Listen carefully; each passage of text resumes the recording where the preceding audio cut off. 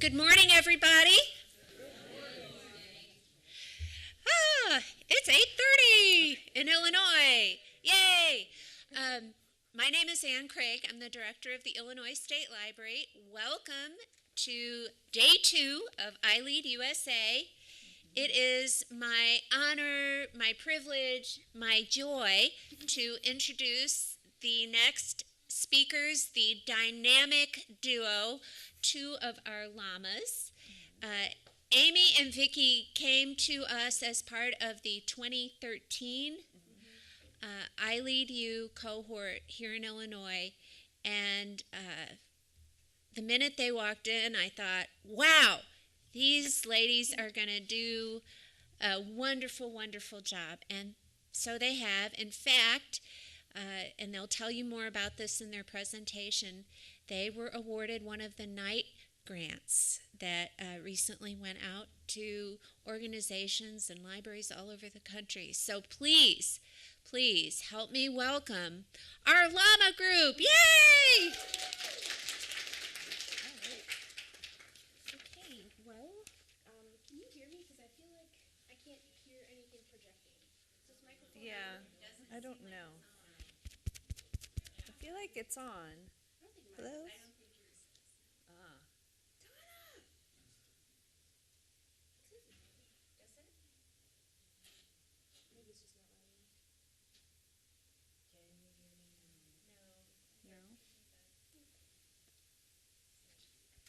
Well, we can just yell for a minute. That's fine. They're increasing it now. Okay. Oh, okay. Mine seems pretty loud. I don't know that you'll be able to be heard. Maybe you could use that one. The podium mic for a minute, Vicki. It'll be easier for me to drop and walk away.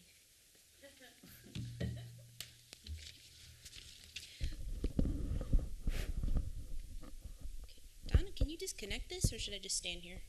Oh. There we go. Like that? Okay. All right. Well, want to trade sides of the stage? You can go over there. Oh, you want me to go over there?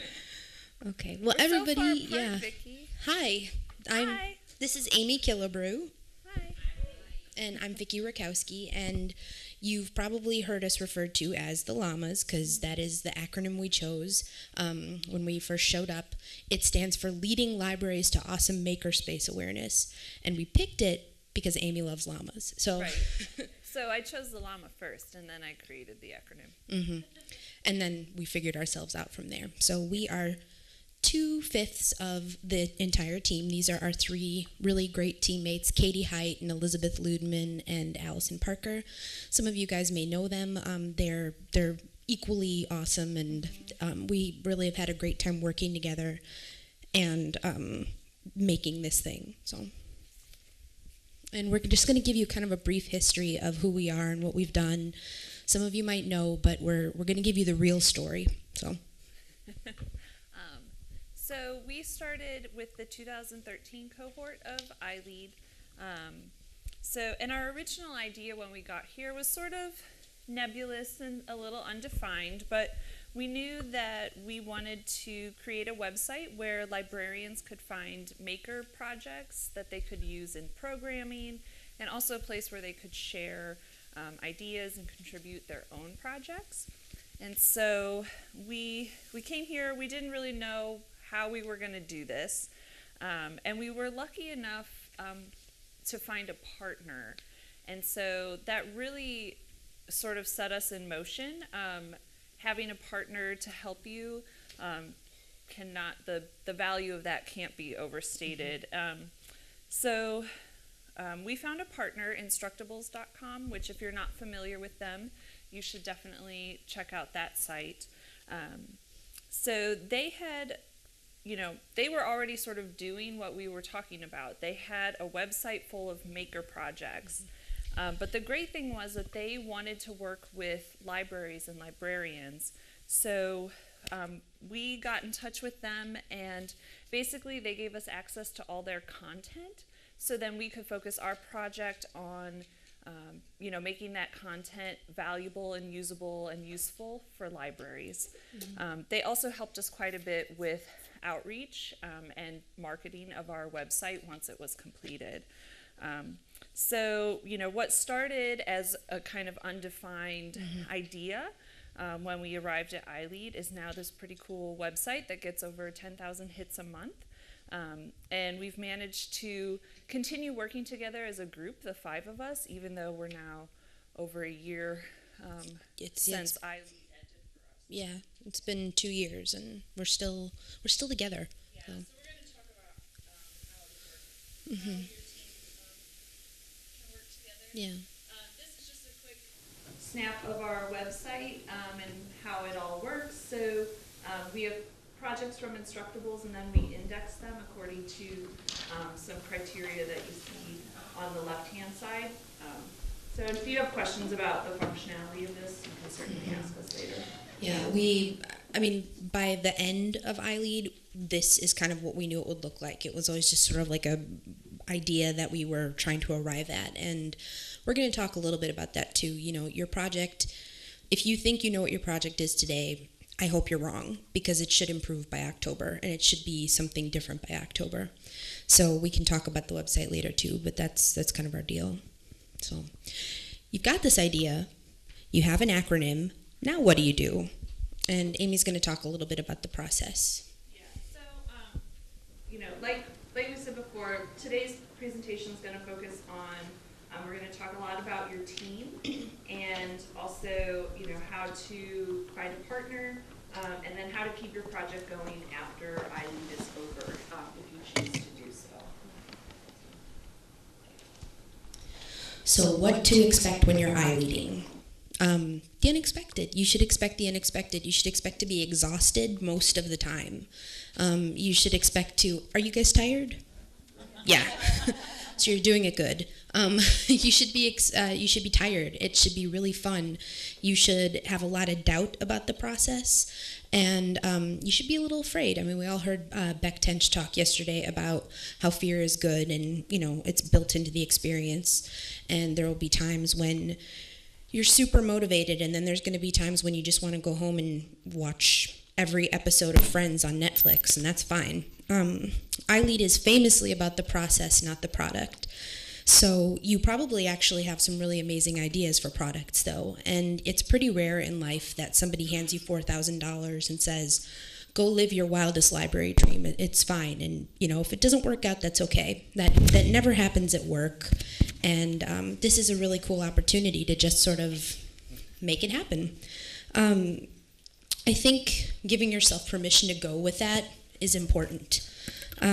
This is fun, this is fluid, so give up on the idea of being handed instructions on how to do this, because there aren't any. You're writing them right now. Your project isn't like anybody else's project.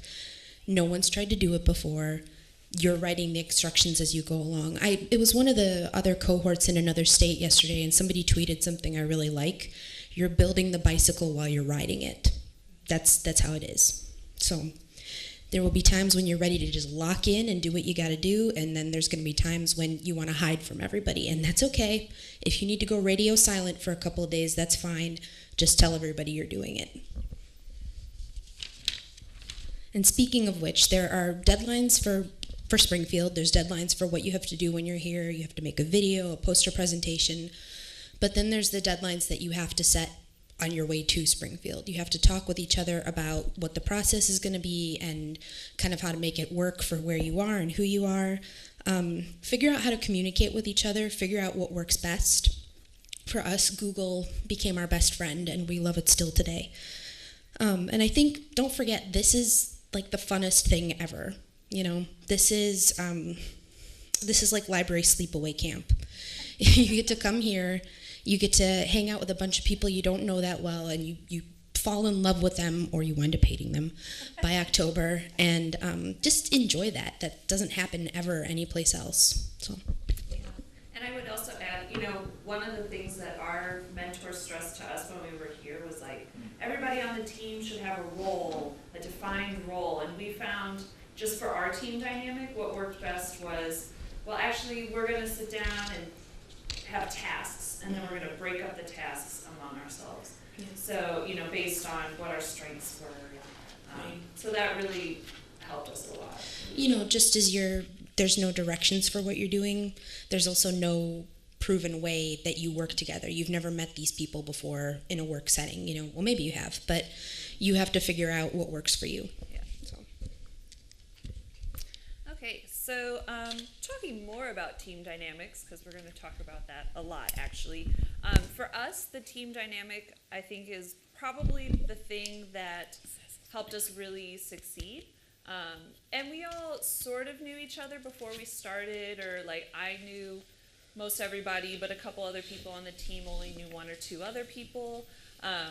So, you know, part of what we did when we got started, even before we came to ILEAD, we met once or twice in person, I think, and started talking and getting to know each other, you know, really getting to know each other's personalities and building that team dynamic that was going to work. You know, and we were lucky enough that we ended up all liking each other a lot. And that makes it easy to get through, you know, because you're going to have difficult times and things might get kind of awkward.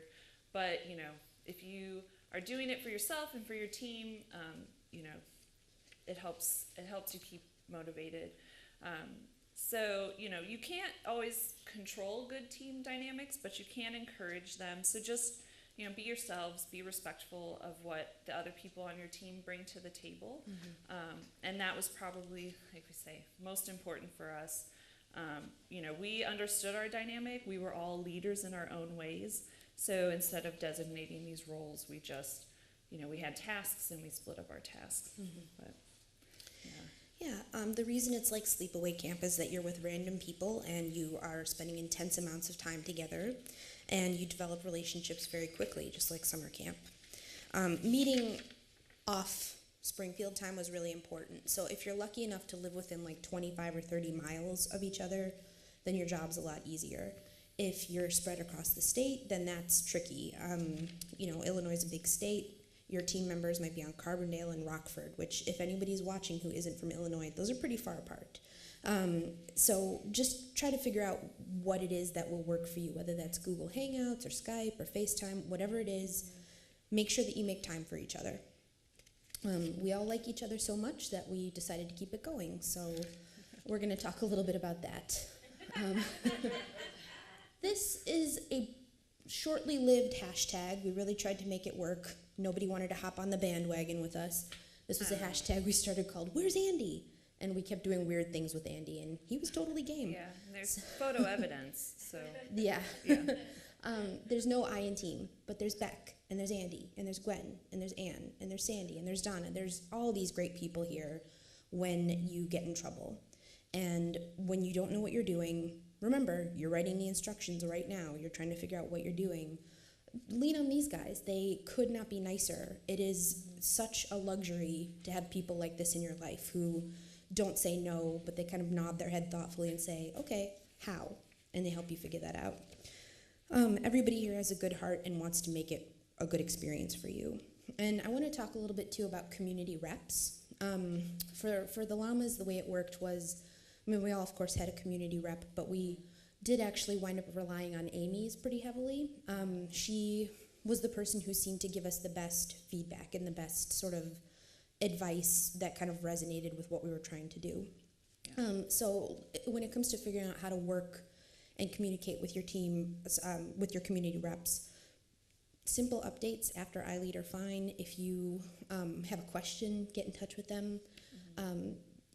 Just figure out what you want to know from them and figure out how to keep them informed, and that's good. Another really great thing to do with your community reps is cross-check your assumptions about your project against theirs.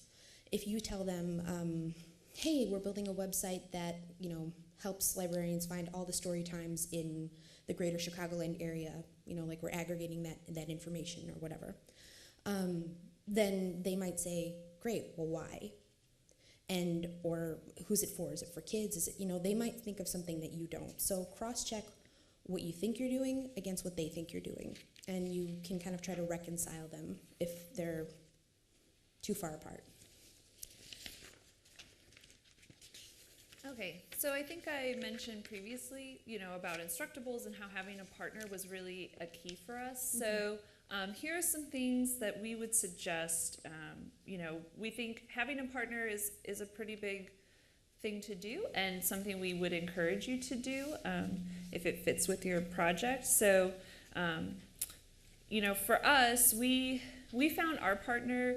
We were here at the first session in March. And one of our presenters was Travis Good, and he's he is an expert in the maker movement, and he's done quite a bit of research on libraries in the maker movement and has created sort of a system for ranking where a library is in terms of the maker movement called levels of readiness, which is actually something that we ended up working into our site.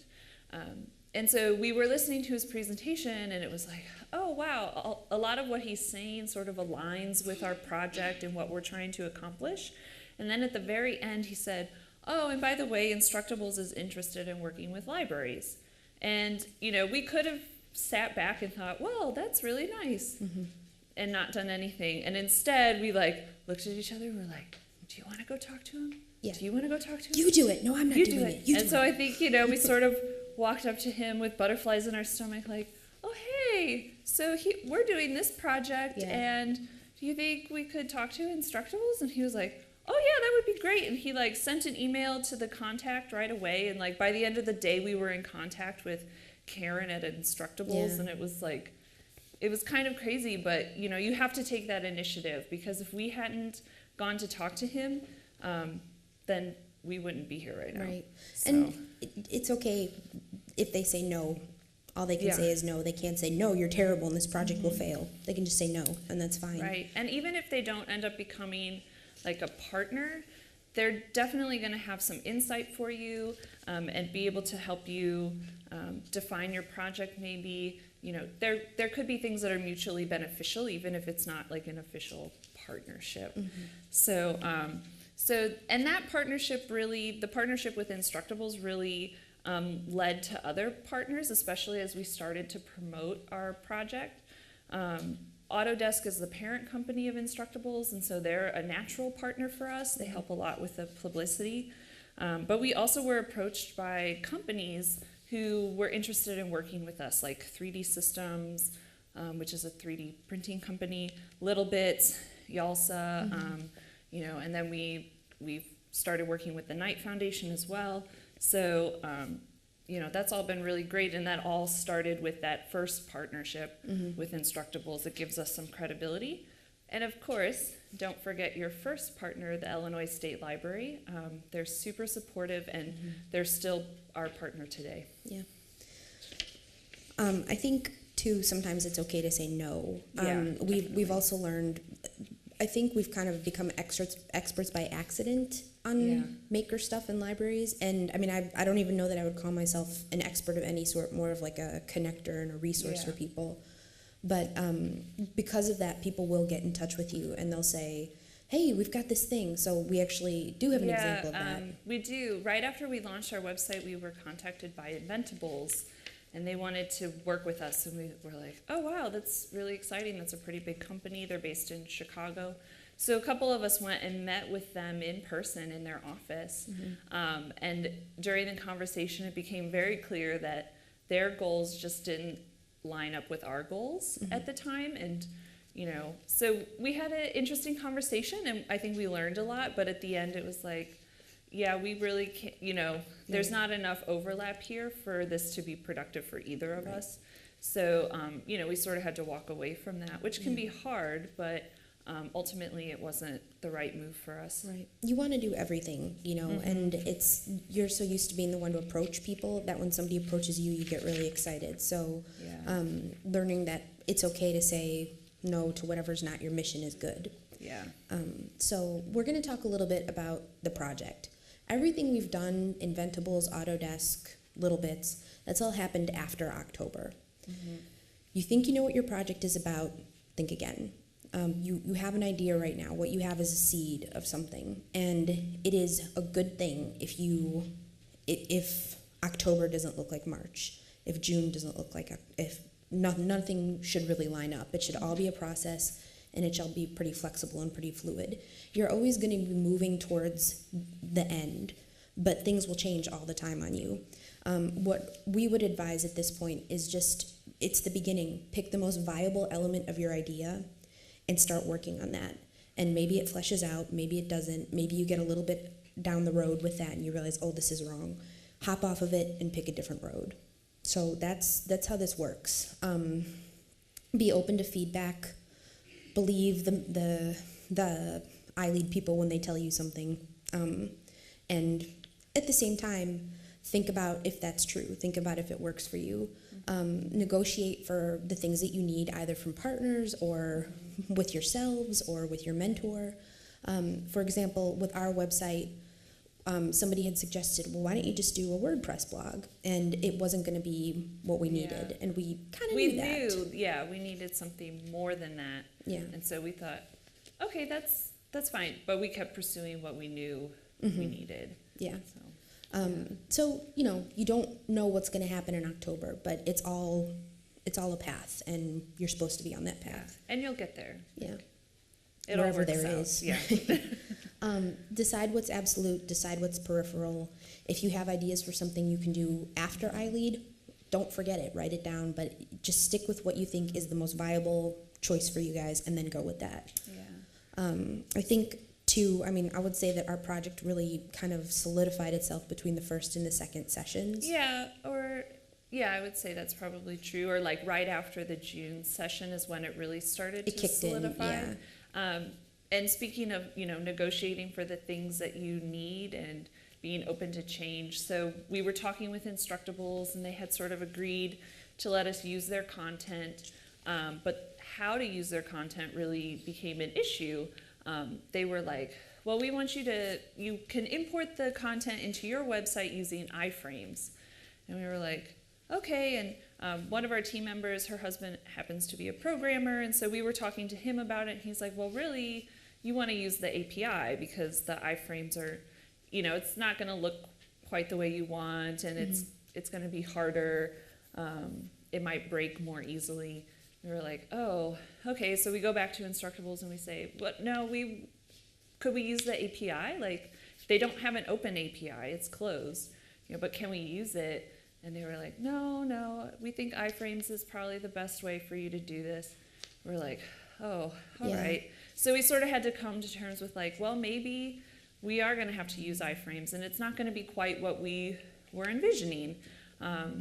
And then we found a developer who was really great and very generous to us. And we'll talk more about that in a bit, too. Yeah, we will.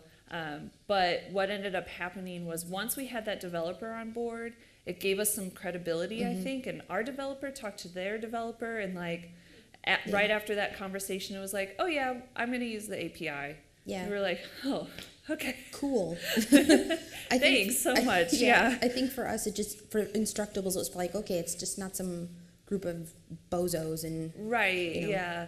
Like it's bozos with a developer. Right. Yeah. Basically. Pretty much. So kind of thinking about your project, thinking about what it's all about, it's easy to say, what am I going to spend this $4,000 on? What am I going to do with it? I have to buy something with it. Okay, I'm going to get a piece of technology. Tabitha is noting that this is a picture from my wedding. So it's the photo booth. It's about the people. Always think to yourself, how is what I'm trying to do help the population I'm trying to help? And that can be your guide for when you're kind of losing your way. It's easy to think, okay, I got to spend this $4,000. I'm going to buy a bunch of cameras and blah, blah, blah. Just think, how am I going to reach the people I'm trying to reach? How am I going to serve those people? And maybe what you spend $500 of your money on is promotionals that you can hand out at ILA, which is the Illinois Library Association Conference. Maybe you spend it on something that you hadn't envisioned, and it's not necessarily the technology, but it helps people find your technology. So just remember, it's always about the people you're trying to help. When you lose your way, loop it back to that. Okay, so I'm just going to say the title of this slide because I think it's important.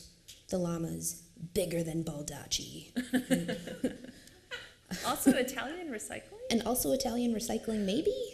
So something that we learned along the way is that when you start to put yourself out there, you put your message out there, you put your product out there, strange things sometimes happen to your message. We had worked on this press release that we basically Autodesk, I think, released it for us. ALA probably shared it quite a bit too. And so we put out this press release, and all of a sudden, this is from like the ALA newsletter, right? And we open up the newsletter, and it's like, we're above David Baldacci. Like, how did that happen? Deal with that, Baldacci. Right? Like, oh my gosh. And then it also, this press release and bits and pieces of the press release got picked up by blogs and Huffington Post and like just crazy places that we never would have thought would do, pick it up, including some Italian recycling website, we think. The Google Translate on this was pretty spotty, so we're not entirely sure. But yeah, it was just crazy. And who knows what they thought we were doing? Like, I mean, we're making our llama signs. There's Anne, I mean, maybe they just thought we looked cool. I don't know. But, it's one other thing to note is, like, as Amy was saying, you can't always control the way it looks. Like, if you look at this, it says ALA and Instructables. It doesn't say anything about ILEAD or the llamas or us, Yeah, But you go with it. Yeah, right. And I mean, ultimately, it led to more traffic on the website where people found out about what we were doing. So, it's really easy to look at this and be like, oh my gosh, they didn't mention us at all. And what is going on? But you realize, like, you just have to let a lot of things go because you can't control it. What you can do is just stay consistent with your message. And we got started on social media even before the website launched, so we were talking about what we were doing and just staying consistent across all those platforms on Facebook and Pinterest and on the website. It's really all you can do. Our website gets over 10,000 hits a month, and we know because we use Google Analytics, and you should too. But most of our traffic comes from our Facebook page and from our Pinterest account. Yeah, and direct hits. Yeah. Mostly from David Baldacci. Probably. So, like Amy said, just kind of stay consistent with your message. That's the best thing you can do. Yeah. So, where do we go from here? It's done. It's October. You're exhausted. What are you supposed to be doing with yourself? It's probably fair to say that we're one of the teams that kept this going the longest. I'm sure, other teams still hang out maybe and, every now and then might update something. But I think, as far as I know, our team is the one that's still kind of doing the thing we started. And so for us, sometimes I describe this group as the library I always wanted to work for, because it's ours and we can do what we want and we don't have anybody else sort of saying, well, that's a good idea, but let's do this now. It's us deciding together where we're going. Right. And, I value that very much. It's really fun. We've talked about keeping it going, and, for you guys to be clear, we all have full-time jobs. Every single llama has a full-time job. One of us moved to Ohio. Another one got married. 80% of the llamas have changed jobs in the last 2 years. Like, life is life, and that's okay.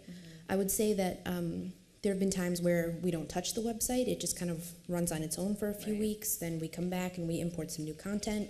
There's times when we might each put in a few hours a week to get something done. Pick what's going to work for you. If in October you're like, well, this was great, hugs and kisses, bye, then that's what it is. That's okay. So we always pick it up again. That's kind of who we are. Yeah. And we're going to talk a little bit about some strategies for doing that if you decide to keep going. Okay, so one of the first things we did after we launched the website in October, and then ILEAD was over. So ILEAD's over, and we've just launched this website. So we started just talking about it and doing presentations, I think, was the big thing for us of getting the word out. Word of mouth is probably one of the bigger tools that we use just to drive traffic to the website. So, the one thing we felt qualified to do was talk about our experience at ILEAD and talk about the website and how it worked and how people could use it. And so that's what we did. We got invited to speak at some sort of local conferences, the Illinois Library Association, American Library Association. When it was in Chicago. Yeah, some local Chicago library groups. We've done a couple webinars. On the Front Lines is an Illinois conference, Twitter takeovers, that sort of stuff. And we've also been asked, like, oh, are you going to this maker fair or that maker fair? And we go, well, no, because we don't really have a lot of money to do that. Because it's in New York, and nobody wants to give us permission or money to go to New York from our work. So Right, yeah. So we just started talking about what we had done and experienced, and that propelled us for quite a while, I think. I would say we kept on with that path for at least a good year and a half, and it was a good path. I mean, people are curious, like, what is ILEAD, you know? Yeah. And when you describe it, it kind of sounds like a cult. So just tell them it's a cult you want to join. Yeah. And it's one of the good ones. So keeping the magic in the relationship. How do you do that? Well, you will note that one of our members, the member who moved to Ohio, Katie Height, is Skyping in with us. She's on my plant stand. And that's usually how Katie attends our meeting, is virtually, or, you know, she's on chat. We have cookies, we have tea, we make it fun when we see each other. We might have more than coffee or tea, you know, depending. And we'll talk a little bit about, like, some basic strategies for that. Again, this is where developing a good team dynamic really matters, because if you like each other, it's going to be fun to see each other. And we will sometimes have meetings at my house or Amy's house, and, like, my husband will hide himself upstairs while we're at my house. And I mean, there was one time, I don't even remember what it was, but we were laughing about something for like 15 minutes and in tears about it. And then he was like, you okay? Like, is everybody okay? Did somebody die? It's just llamas. So what we would recommend is, come August or September, start talking about what's going to happen after October. Start talking about what you see happening for your group. I mean, we kind of thought that one person might pop out of it, but she kind of wound up sticking with us. Yeah. We have thought for the past 2 years that we would find somebody to be an intern for us, and we never did that. No. Nobody took the bait. We've talked many ideas in the last year about, well, what could we do now? Yeah. Lots of ideas, but, you know. And there are times when it's clear that Amy is doing the most work, and we are all being a huge bunch of slackers. And then I send an email that's like, hey guys, I need somebody to do this and then this, we're like, oh, do it. Yeah. So we sort of keep each other in check. Yeah. And we just knew we had something we wanted to pursue. That's all. Yeah. The idea that you have right now is probably a pretty good idea, and it's probably interesting, and it probably is going to mean something to the people you're trying to help. Yeah. So if you've got the guts, if you're crazy enough to do it, if you think you can put in an hour every other week into making it work, then do it. Yeah. Because it's fun. Yeah, and one thing that helps with all of this, is just being honest with your team. I think we've all had moments where it's like, I don't know how much longer I can do this, guys. Yeah. I'm getting really burnt out with work and all this other stuff. And it's usually a check for us to go, okay, wait, are we on the right path? Like maybe, you know, we're talking about something it's not right for us. And so it always makes us take a step back. Like, if somebody is having doubts, we always explore why. Right. Yeah. And to be honest, probably roles come into play much more now than they did when we were at ILEAD. Yeah, definitely. I would say Katie handles most of the PR stuff. I would say Amy is the tech person. I tend to be the outreachy, big mouth person, so I'm really good at that. It's a natural fit for you. So we want to talk about some specific strategies for moving forward, but, you know, they're probably decent strategies for the time you're in ILEAD as well. Yeah, so ILEAD is stressful, so, you know, feel your feelings, share those. Like I said, you know, if you're feeling overwhelmed or you feel like things aren't going right, you know, just be honest and share that with your team. Communication is so important, you know, so making sure you're checking in with each other, whether it's by email or meetings in person, is really key. We also schedule working meetings, so even if we're not meeting to talk strategy or plans, we have a meeting and we'll sit down and, we'll write blog posts and schedule, Facebook posts and stuff. Just the little things that we need to do that, posting new content to the website. Like little things that we need to do. And it's easier to do it when you're together and there's somebody sitting next to you who's doing the same thing, and you can bounce ideas off each other. So the working meetings have been really key for us and are continuing to be key now. I mean, at this point, we're meeting a couple times a week to work on our new stuff. Phase 2. Phase 2. We'll talk about that too. Embrace whatever technology tools you already like. I think some of the funniest text messages in my phone are from the Llamas, and I save them. But, Google, and we just started using Basecamp, if you want to talk about that. Yeah, we just started using, so we used Google and Google Drive for a long time, and our Google Drives mine is basically all Llama stuff. Yeah. Like, I don't know if there's any personal stuff. I have some, so it's really terrible because I'm like, where did I put that? But once we started working on phase 2, it was like, okay, we maybe need something that's a little more robust than a Google Drive. And so we're using Basecamp, which is like project management software. So, we have one place where we're sharing just files related to the project and, comment threads related to the project. So that's been really helpful, I think. Figure out what's going to work for you guys and go with it. Again, you're writing the instructions for how you're going to do this right now. Yeah. And then, too, a big thing is that things are going to change as time goes by. What was working in June might not work next June. And if you're still going, if you're still working on it, then just reset the goals as you need to. And, we feel a little bit like marriage counselors, but be honest with your teammates. If you're burning out, say you're burning out. If you feel overwhelmed, say, can anybody take this off my plate and I can help them or whatever. Just figure out what's going to work for you guys.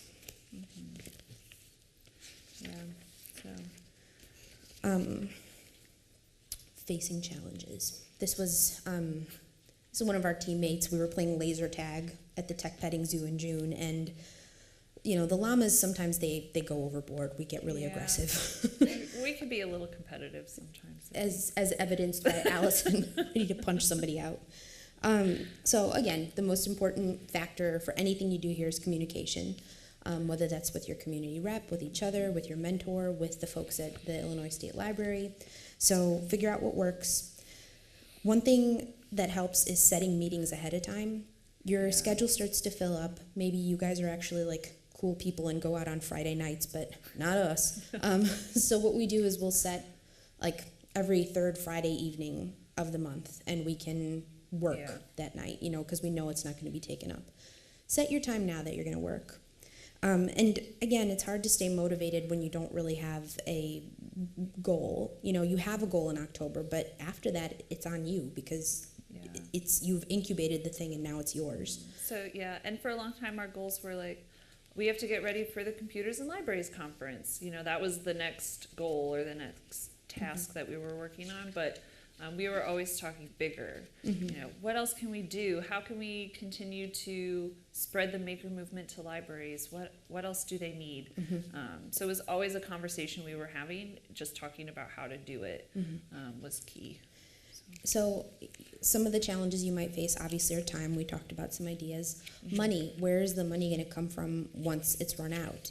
So for us, we figured, okay, well, if we do something, then we just split the costs among us. If we need to pay for hosting, we just each chip in some money. Right. And then we found out about the Knight Foundation grant, and so we ended up applying to that, and we'll talk about that process at the end. But we were like, oh, well, here's an opportunity to get some money to use so we can further our project. So we, applied to see what would happen. Everything's been very open, and everything's been very just sort of, I guess we could try it and see, and that's how we've operated. Yeah, and I think our employers were fairly supportive. Like, we went to the Computers and Libraries Conference to present about this project, not about things we were doing at work, but like, my job was like, yeah, that's great, and we were speakers there, so our registration fee was covered, and our employers were nice enough to like help us pay for the hotel and travel. So So I think the big thing is figure out what moving forward means for you, and then just do that. It's okay, it's yours, it doesn't have to look like anybody else's. Right. So finding opportunities, what does moving forward mean for you? For us. So again, be sure you're having this conversation before October comes. Like, what does it mean for us when ILEAD ends? Are we going to keep going? We were having those conversations for sure. And partially, I think there was some pressure, like, we've made this partnership with Instructables. They're counting on us to do this thing. Like, we can't just abandon it once ILEAD is over. Yeah. So that was important for us. And then,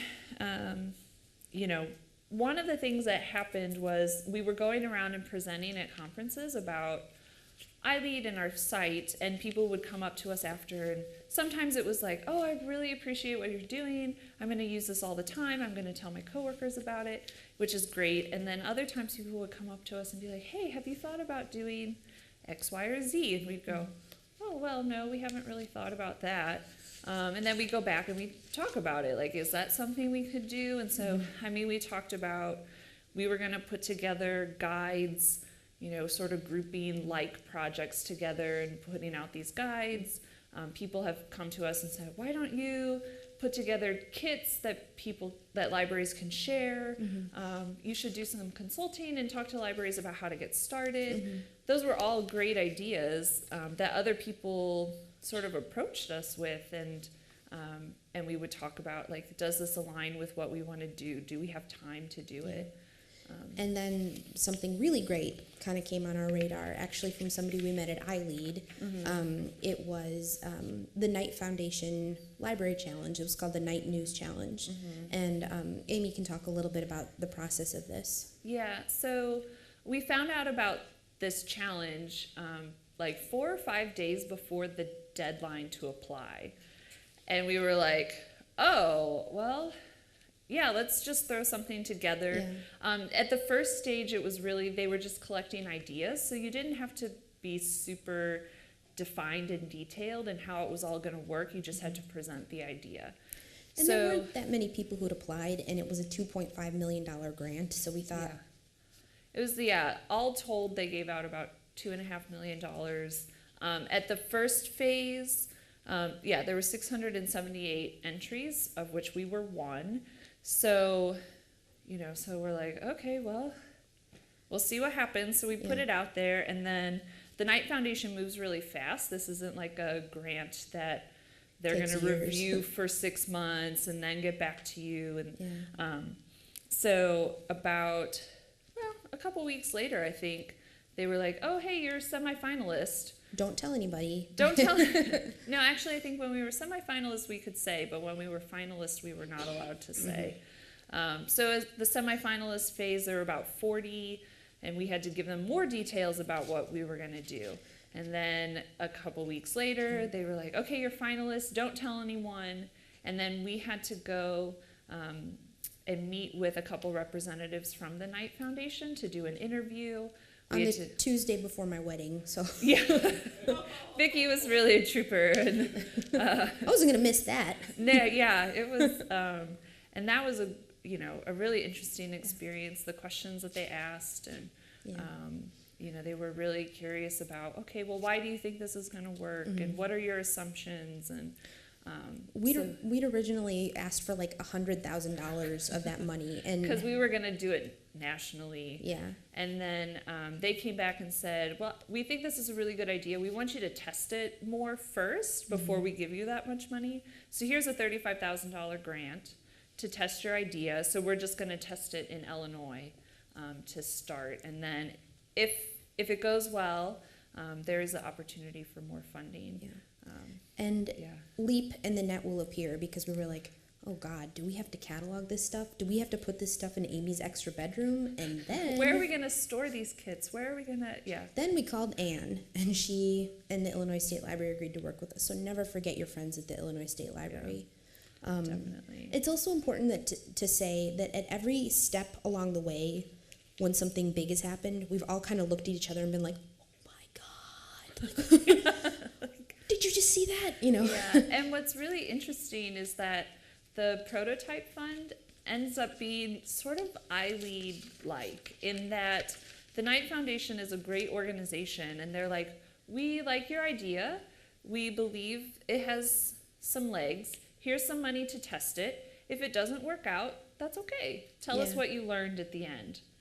And we're like, okay. So it's almost like, no strings attached, like, try this thing, if it doesn't work, no big deal. That's so opposite to how we work in general in life. Yeah. Every cent we spend at our libraries belongs to the taxpayers, and we want to be good stewards of that money. Mm-hmm. Your opportunity here at ILEAD is to test out what happens in your wildest dreams. And maybe the thing that you were going to do isn't really that good idea. Now you know that. And now you can talk about that, and you can say, it was only so-so, or, this didn't work, but we saw that this could. And that's okay. That's why October shouldn't look like March. It's all a very long and winding road. Yeah. What's interesting, and a cool thing you can do, we still watch our video from the March session periodically because we just think it's really funny. Yeah. But we watch the video, and the idea is so big and sort of undefined, and then we look, we were so young and full of hope. No. And then we watch the presentation in October, and it's like, gosh, just the change and the path that we took is pretty cool. Yeah, I think we walked away smarter, so that was pretty nice. Yeah, I think so. Yeah. Find us online.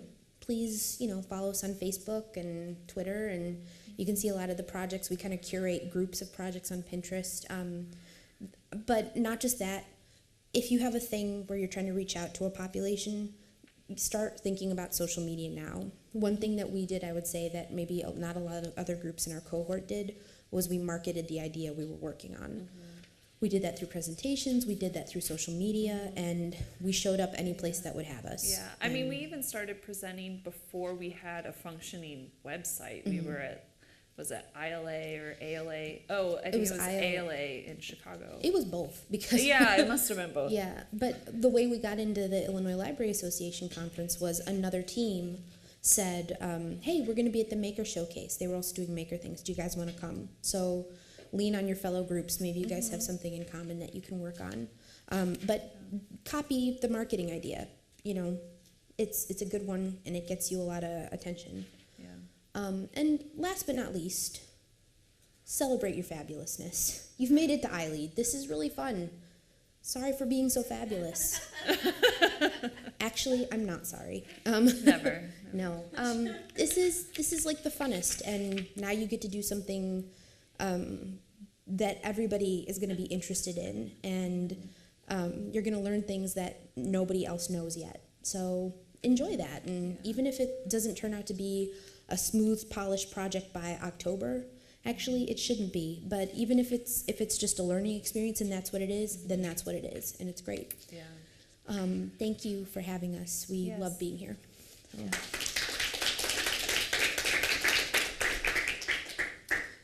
One last look at the llama. I'll put it away because otherwise it might make you guys sick to keep watching it. Let's go to this. There you go. Sorry. Does anybody have any questions about anything? You didn't show the dance. Yes, the famous okay. song. Would you like to see the dance? Yes. Yes. Okay. It's not really a dance. It's more of a thing.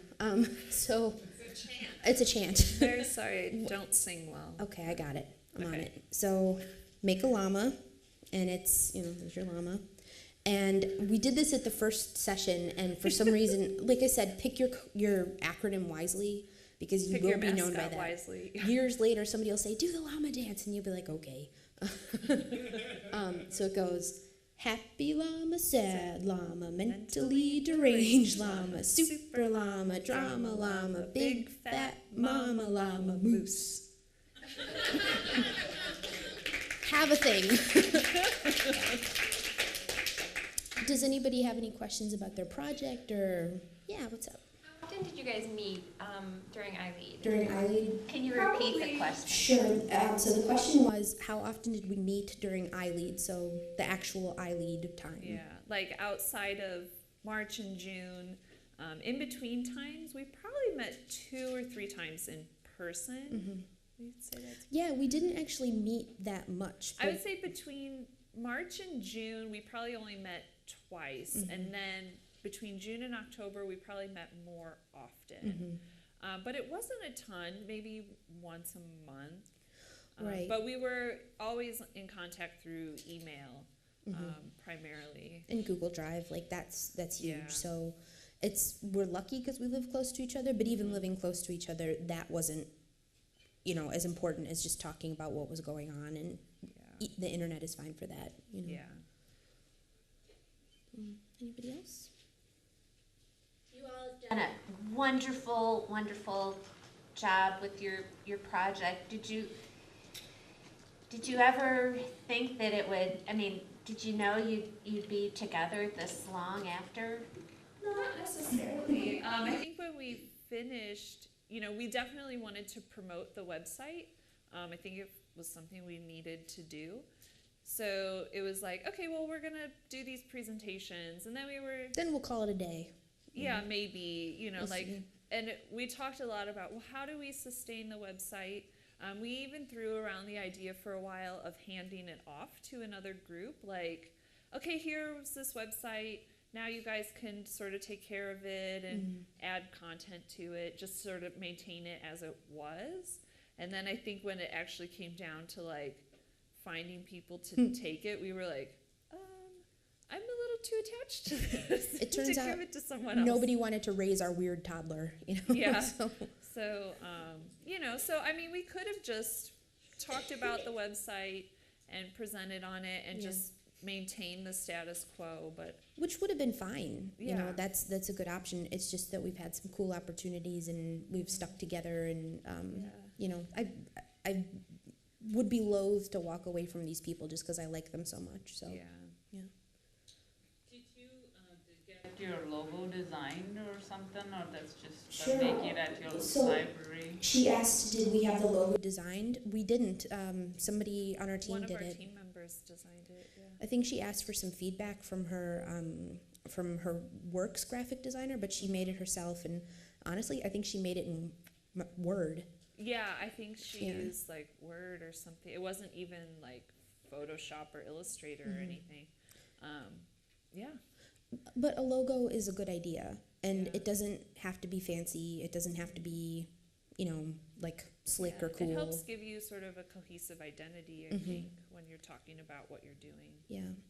And I think, like, one of the things maybe that if we hadn't spent all of our money on our developer, before Amy was saying that, and I thought we had a slide later talking about it, which was, I was like, oh, we'll get to that. And I was like, no, that was it. Yeah. Sorry. But we had a developer, and that was kind of what we spent our money on. So a couple people have come up and asked, what did you actually spend your grant money on? And we'd be happy to talk about that with you if you'd like. But Yeah, I think the majority of it went to our developer, and the rest, I think we maybe spent $200 or $300 on some promotional materials.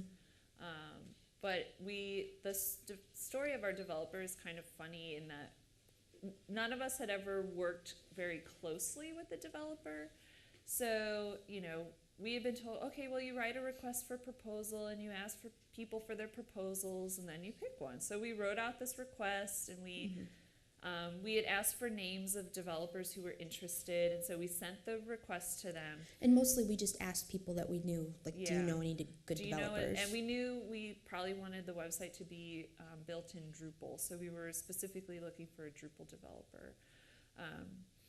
So we put it out there, and Sean Fitzpatrick, who is our developer, wrote us back and was like, oh, this sounds really cool. Here's my proposal with the price tag. And it was like $23,000. And we were like, oh, developers cost a lot more money than How much website can we buy for $4,000? yeah, we went back to him and we're like, okay, so here's what we're doing and how much money we have. And he even offered to do it pro bono, which was great. I think because he really liked the idea. It was interesting to him.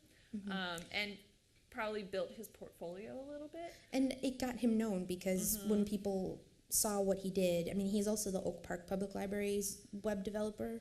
And so, I mean, it's not like he's a slouch. He's pretty cool. Yeah. But when people found out what he did, they were like, oh, here's my card. Cena, I think, got in touch with him. I don't know if it worked out, but, you know, ask, because there's probably some reason that it's beneficial for the person you're asking to.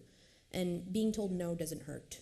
You know, it won't kill you. Yeah, it doesn't hurt as much as you think it would. Yeah. So, and we ended up he was like, well, I could do it pro bono. And we were like, here's some money because we have it and we need to spend it. Yeah. So, So he took it, and you know, he hosts our site still, and he's, you know, always available for questions. But we did create it so that we could manage it. So I would say that anything kind of difficult, Amy handles, but the rest of us are perfectly capable of adding content and stuff. So yeah. I also noticed you have a .org, so you bought the domain name. Yeah, Did we you bought have to that. do that too? She asked that she noticed we're a .org.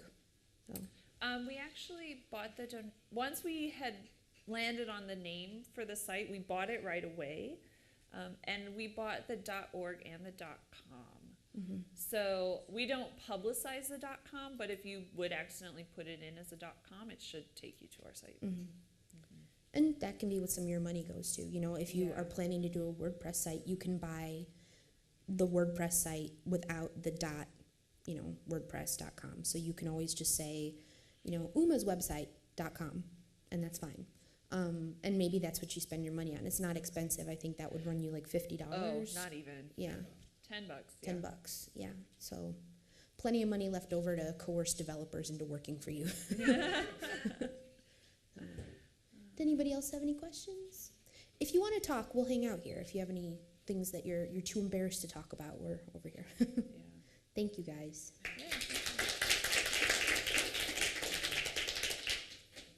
Weren't they great? Yay!